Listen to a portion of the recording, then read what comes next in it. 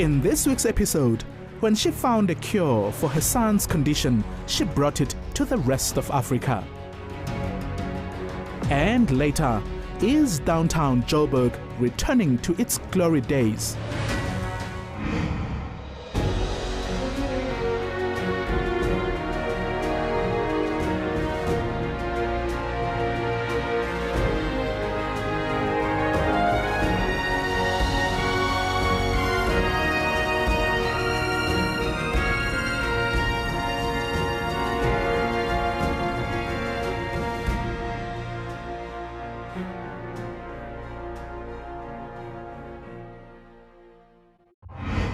When her baby was born with an uncommon medical condition, she walked a traumatic path seeking solutions.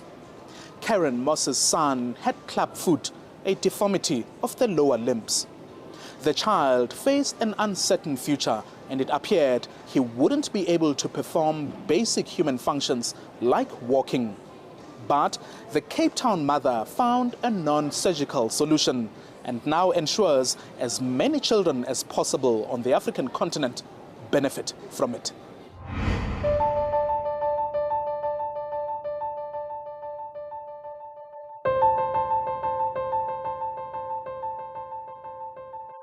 The foot is classically turned inwards, and it's difficult to get the foot flexed up.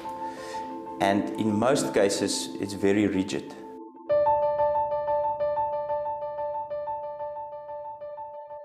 We are as yet unsure what the exact cause is.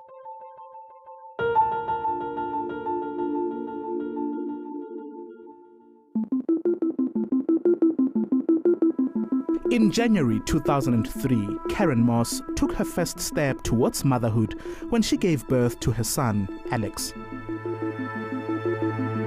He was a healthy baby boy, but doctors noticed something odd about his feet. And the results were troubling for Karen and her husband. Their son had clubfoot. I suppose in the beginning you almost don't believe it's true, and that it'll come right on its own, and then all the worry of your child having problems as they grow up with pain or being laughed at by the children. Karen had a valid reason to be concerned.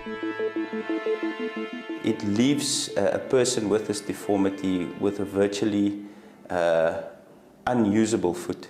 A foot that they have to walk almost on the dorsum or the upper side of the foot or the side of the foot.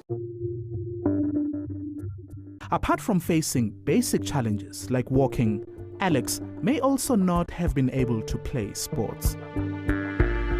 Unless his parents opted for surgery, the only medical treatment available for clubfoot patients in South Africa at the time. Karen, though, wasn't ready to put her child through such a process. Something inside me just wanted to try and find something else, even though the doctor told me that he was definitely going to have surgery. She began to research clubfoot, frantically trying to find an alternative therapy for her son. And Dr. Ignacio Ponsetti's name came up. Based in the United States, he specialized in children with clubfoot. Karen didn't waste any time contacting him. He came on the phone, Dr. Ponsetti himself, and said, I've just read your email, it's open now on my computer. When can you come?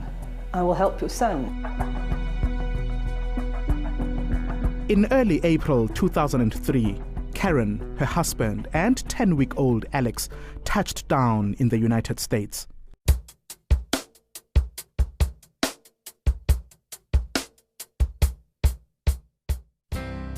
For the next 2 weeks, Dr. Ponsetti worked on the little boy, applying a simple but powerful method that has helped hundreds of children over decades. He manipulated Alex's feet using his hands to make adjustments to the bone and ligament structures.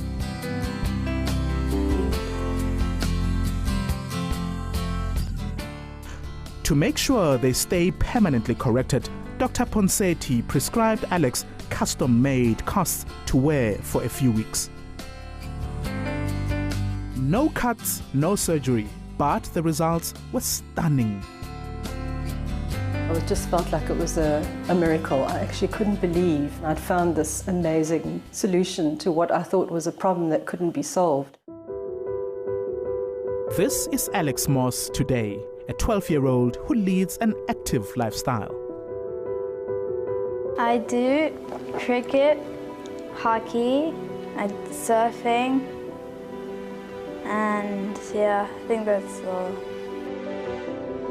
Inspired by her son's remarkable recovery, Karen was determined to bring Dr. Ponseti's life-changing treatment to African children suffering the same ailment. In 2005, she started a multifunctional NGO called STEPS. Over the years, it has formed clinical partnerships throughout Southern Africa, training healthcare workers in the Ponseti method. Today, Karen Moss and her organization have reshaped the lives of thousands of children.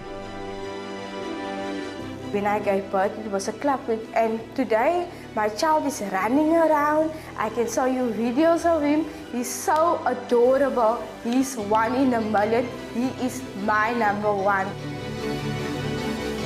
And every time I sit down with a mother with a new baby and I start feeling the baby's feet and I chat to her, it's just, it brings it back to me how I felt as a mother in the early days, and then I also know that I'm bringing them hope. There you have it.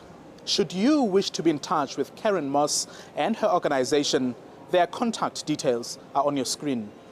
Remember, you can also drop us an email, againstallodds@enca.com. We also have a presence on Twitter and Facebook.